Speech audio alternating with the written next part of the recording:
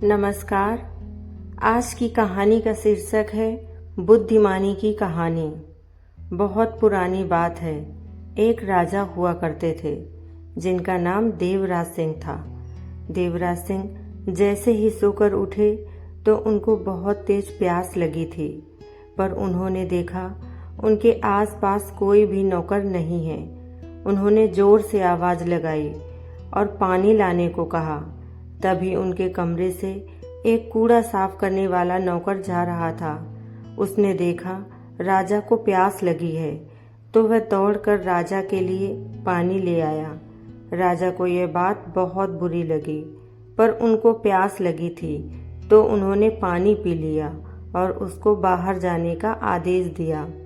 जब राजा के नौकर आ गए तब राजा ने सबको डांटा और कहा, तुम लोगों का मेरी सेवा में बिल्कुल भी ध्यान नहीं है। मेरे पास पीने का पानी क्यों नहीं रखा गया? कुछ ही देर में राजा के पेट में दर्द होने लगा और उनकी तबीयत बिगड़ गई। राज्य के सबसे बड़े वैद्य को बुलाया गया और राजा का उपचार कराया गया, पर वैद्य को कुछ भी समझ में नहीं आया कि राजा क्यों बीमार हुए हैं और क्यों उनकी तबीयत बिगड़ गई है। वैद्य ने राजा को औषधि खिला दी और यह कहकर चले गए कि आप किसी ज्योतिषी को दिखाइए, शायद आपको कोई और समस्या है। राजा के आदेश पर बहुत जल्द ज्योतिष को बुलाया गया।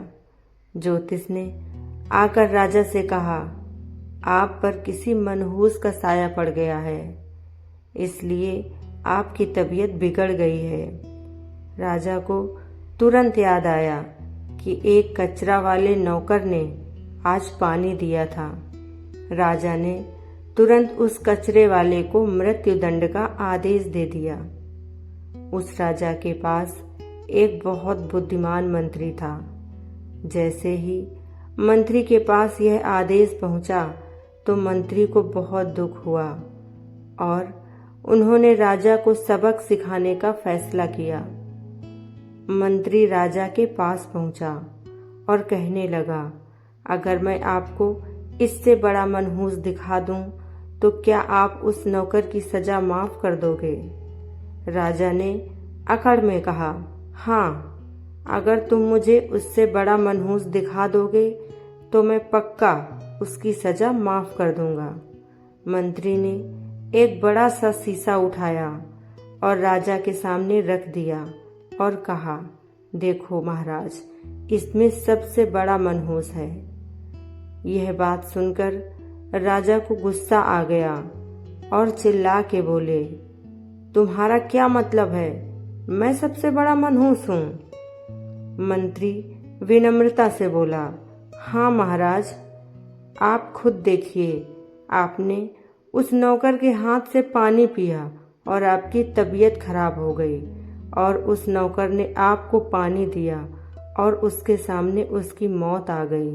भला आप ही बताइए, तबीयत खराब होना मनहूसियत है या मौत आना? राजा को पल भर में अपनी गलती का एहसास हो गया और उन्होंने उस कैदी को तुरंत रिहा करने का आदेश दिया और अपने बुद्धिमान और साहसी मंत्री की बहुत तारीफ की। शिक्षा। किसी भी घटना के हर पहलू को समझने से पहले हमें कोई बड़ा निर्णय नहीं लेना चाहिए। किसी की बातों में आकर हमें कभी फैसला नहीं करना चाहिए, जैसा कि राजा ने किया और उनको उनकी गलती का एहसास हो गया। आपको बुद्धिमानी की कहानी कैसी लगी? हमें कमेंट करके ज़रूर बताएं। बुद्धिमानी की कहानी में आपने पढ़ा है कि दोस्त ने बुद्धिमानी से अपने दोस्त का हृदय परिवर्तन किया और एक मंत्री ने अपनी बुद्धिमानी से एक निर्दोष की जान बचाई। चैनल पर आने के लिए आपका बहुत बहुत धन्यवाद। चैनल को सब्सक्राइब करें, बेल आइकन को प्रेस करें।